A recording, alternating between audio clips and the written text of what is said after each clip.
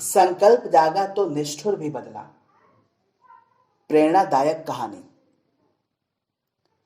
श्रद्धांजलि उसी को अर्पित की जाती है जिसने अपने अंदर की इस दिव्य संपदा को जीवन की सतह पर उभारा हो, जिसके जीवन को देखकर औरों के मन में कभी करुणा का प्रवाह उमगने लगे। हर किसी के जीवन में वैसे अवसर आते हैं, यहाँ तक कि नीरस, निष्करुण, निष्ठुर कहे जाने वाले पाषाण के भी।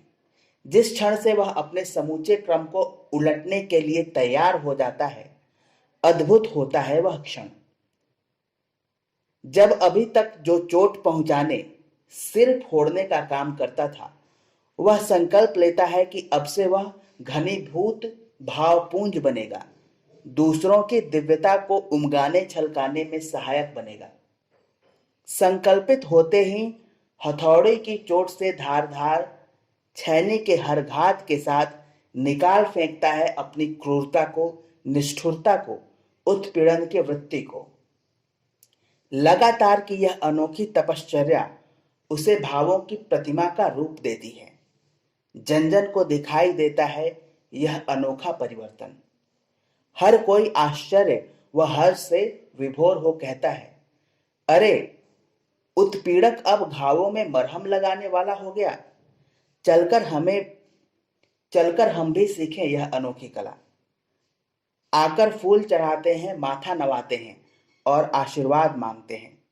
बदले में वह एक ही बात कहता है, मेरी ओर देखो। हर क्षण हो सकता है परिवर्तन का पर्व। इसी पल से अपने को बदलना शुरू कर दो। ऐसा ही एक चमत्कारिक क्षण आया अशोक के जीवन में। उन दिनों वह अशोक महान न होकर चंड अशोक था। कलिंग के युद्ध का शिविर। आज हुई विजय के पश्चात उल्लास का पर्व मनाया जा रहा था। अहंकार व सत्ता के मद में चूर सैनिक अधिकारी घूम रहे थे। इसी बीच सम्राट ने महासेनापति को बुलाया। कुछ ही क्षणों बाद वह सम्राट के शिविर में थे। सेनापति, युद्धबंदी कितने हैं? सिर्फ एक। एक? अशोक के आश्चर्य का ठिकाना न रहा। बाकी कलिंग के किशोर और वृद्ध, उन्होंने भी तलवार उठा ली थी सम्राट। उन्होंने भी? हाँ। तब तो अब कलिंग में महिलाएं भर रह गई होंगी। वह भी नहीं रही। क्यों? अंतिम लड़ाई हमें उन्हीं से लड़नी पड़ी। ओह कहकर वह किसी चिंतन में डूब गया। अच्छा, युद्धबंदी को हाजिर करो। जो आ गया। थोड़ी ही देर बाद एक लंगड़ा, झुर्रीदार चेहरे वाला बूढ़ा सामने था। तो तुम हो? हाँ, मैं ही हूं आपकी विजय का उपहार। बूढ़े के स्वरों में रोष था। विजय का उपहार और तुम? कहकर सम्राट हंस पड़ा। तो मेरी वीरता का सामना कलिंग निवासी नहीं कर सके। क्यों सेनापति? कहकर उसने पास खड़े सेनापति की ओर देखा। वह चुप था। वीरता नहीं, क्रूरता कहिए। बूढ़ा बोल पड़ा। क्रूरता? हाँ, लाशों के लोभी वीर नहीं हुआ करते। कुत्ते, गिद्ध, सियारों के चेहरे पर भी लाशों को देखकर प्रसन्नता नाच उठती है, पर उन्हें वीर नहीं कहा जा सकता। चुप रहो, सम्राट जैसे चीख पड़ा। कौन चुप रहे? नृशंस अथवा वह जिसका रोम रोम पीड़ा से चित्कार कर रहा है? बूढ़े ने विषैली हंसी हंसते हुए कहा, अपनी क्रूरता को जाकर युद्ध भूमि में देखना, वहां हम जैसे कुछ और मिलेंगे। इस बूढ़े को यहां से हटाओ, सम्राट ने झल्ला कर कहा। सम्राट के कथन का बूढ़े पर कोई असर न था। उसने जाते जाते कहा, सताए हुओं को कष्ट हरने, उत्पीड़ितों के उत्पीड़न को दूर करने का नाम वीरता है।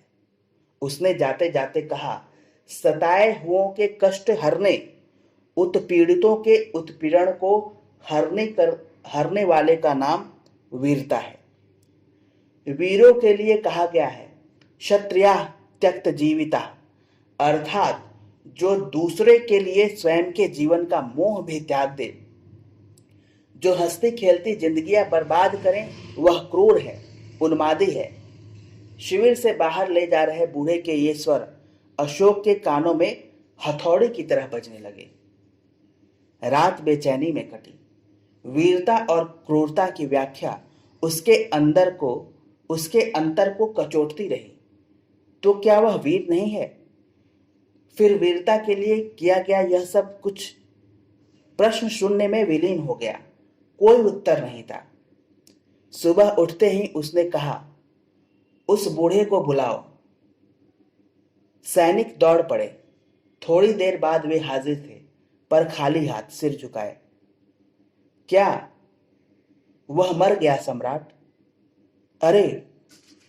थोड़ी देर बाद सेनापति हाजिर हुए। उन्होंने बताया, राज्यवैद्य ने परीक्षा करके घोषित किया कि असह्य मानसिक पीड़ा का आघात उसे सहन नहीं हुआ। उसने दम तोड़ दिया। वह भी गया। अशोक बुदबुदाया।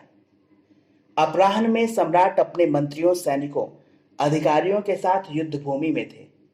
वहां थी सिर्फ लाशें, हाथी, घोड़े, आदमी, औरतों की कटे बिखरे छितराए अंग, जिन्हें कुत्ते, सियार, गिद्ध इधर उधर घसीट रहे थे और खुश हो रहे थे। उसे रह रहकर बूढ़े की बातें याद आने लगीं। किले के अंदर घुसने पर मिला राख का ढेर, तो उसने विजय किया है शमशान को। अब वह किन पर शासन करेगा? लाशों के ढेर पर? उसकी बेचैनी बढ़ती जा रही थी। सम्राट के अंतराल में सोई आत्मचेतना अंगड़ाई ले रही थी। वह शिविर में लौट आया। अब उसके मन में आज से 7 साल पहले के दृश्य घूम रहे थे। भाइयों के साथ लड़े गए भीषण युद्ध, नरसंहार, विनाश, ध्वंस, हंसते को रुलाना, जिंदे को मारना, मरे को कुचलना। यही था अब तक का उसका कर्तृत्व, जिसके बलबूते वह वीर कहलाने की डींग हाँकता आया था। पर अब शिविर उखड़ रहे थे। वह मगध की ओर जा रहा था, पर मन में था परिवर्तन का संकल्प, क्रूरता को वीरता में बदलने का। न उसे बूढ़ा भूल रहा था और न कलिंग के लाखों लोगों का सर्वनाश। वह रक्त की प्रबल धारा, हताहतों का आर्तनाद, अंदर की बेचैनी की प्रबलता बढ़ती जा रही थी। मगध पहुंचकर उसने आचार्य उपगुप्त को बुलवाया। आचार्य आए। उसका पहला प्रश्न था, वीरता और क्रूरता क्या है? त्रास से घिरे लोगों को बचाने, उनको सुख पहुंचाने हेतु अपने जीवन तक के मोह को तिलांजलि देकर जुट पड़ने का नाम वीरता है। और क्रूरता? उसने सम्राट के चेहरे की ओर देखा। कुछ रुककर कहना शुरू किया, बसी हुई बस्तियों को उजाड़ देना, खड़ी फसल में आग लगा देना, शोषण उत्पीड़न का चक्र चलाना, इसी का नाम क्रूरता है। कैसा साम्य है उस बूढ़े के और इन आचार्य के कथन में, अशोक ने मन ही मन सोचा। आचार्य, मैं वीर बन सकता हूं? सम्राट के स्वरों में पश्चाताप का पुट था। हाँ, क्यों नहीं? आचार्य की वाणी में मृदुलता थी। पर किस तरह? अब वाणी में उल्लास था। अंदर के दिव्य भावों को जगाकर, उन्हें जीवन के सक्रिय क्षेत्र अर्थात आचरण व व्यवहार में उतारकर। क्या पहचान है इन भावों के जगने की? उदार आत्मीयता, अपनत्व का विस्तार। फिर कोई पराया नहीं रह जाता। दूसरों की तकलीफें स्वयं को निष्क्रिय निठल्ला बने रहने नहीं देंगी। पैर उस ओर स्वयं बढ़ते, हाथ सेवा में जुटे बिना नहीं रहते। एक और चिन्ह है। वह क्या? अब स्वरों में उत्सुकता थी। स्वयं के जीवन का स्तर समाज के सामान्य नागरिक जैसा हुआ कि नहीं? यदि मन के किसी कोने में अभी वैभव को पाने का लालच, सुविधा संवर्धन की आतुरता है, बड़प्पन जताने, रौब गांठने की ललक है तो समझना चाहिए कि भावों का स्रोत अभी खुला नहीं है। भावों का स्रोत खुले और अविरल बहता रहे, क्या इसके लिए कोई उपाय नहीं है? है क्यों नहीं? क्या? स्वाध्याय और सत्संग। युगावतार भगवान तथागत के चिंतन को पियो। जिन्होंने उनके चिंतन के अनुरूप जीना शुरू किया है, उनका सत्संग करो। रोज नहीं तो साप्ताहिक ही सही। ऐसे परिव्राजकों को आज बड़ी संख्या में तैयार किया जा रहा है जो घूम घूम कर जनमानस को युग की भावधारा से अनुप्राणित करें, उनके मर्म को स्पर्श कर संवेदनाओं को उभारें। बात समझ में आ गई। उसके उत्साह का पारवार न था। चंड अशोक के कदम अब महान की ओर बढ़ने लगे। उसने भली भांति जान लिया था कि करुणा की दिव्यता और महत्वाकांक्षाओं की मलिनता दोनों परस्पर विरोधी हैं। जहां एक रहेगी वहां दूसरे का ठहरना टिकना बिल्कुल असंभव है। एक ही प्रेरणा है कि अपनी सामर्थ्य के कण कण को जनहित में लगाओ, जबकि दूसरी यही सिखाती रहती कि किस चालाकी से दूसरों की आवश्यकताओं को भी हड़प कर अपने और लड़के नातियों के लिए जमा किया जाए। अशोक की जागृत आत्मचेतना ने महत्वाकांक्षा को ठोकर मारकर स्वयं के व्यक्तित्व से बाहर निकाल फेंका था। क्रूरता को तोड़ मरोड़ कर कूड़े के ढेर में डाल दिया और जुट गया शांति और सद्भाव की भावधारा बहाने में। समूचे साम्राज्य को प्रेम के शीतल जल से सींचना शुरू किया। साम्राज्य का संचालन ही नहीं, व्यक्तिगत जीवन भी अब उसने परिवर्तित कर लिया था। सभी के कहने सुनने मना करने के बाद भी उसने अपनी आवश्यकताओं को कम कर लिया। समाज का सबसे गरीब अधिकतर जिस तरह जीता है, सम्राट उसी तरह जीने लगा। ऐतिहासिक विवरण के अनुसार उसकी कुल संपत्ति थी 1 चीवर और 1 सुई, केशों के लिए 1 छुरा, जल छानने के लिए 1 छलनी और 1 तुम्बा जो उसका अभिन्न संगी बना। उसने एक शिलालेख में कहा है, मैं सभी जनों के मंगल के लिए कार्य करूंगा। सभी के हित में मेरा हित है। इससे मैं कभी विमुख न रहूंगा। जीवन की सफलता के यही सूत्र हैं। इतना सब करने के बाद उसे हमेशा एक ही टीस बनी रहती, सत प्रवृत्तियों के संवर्धन के निमित्त अधिकतम मैं क्या करूं। एक दिन वह स्वयं आचार्य उपगुप्त के पास गया। पूछा, मैं और अधिक क्या करूं?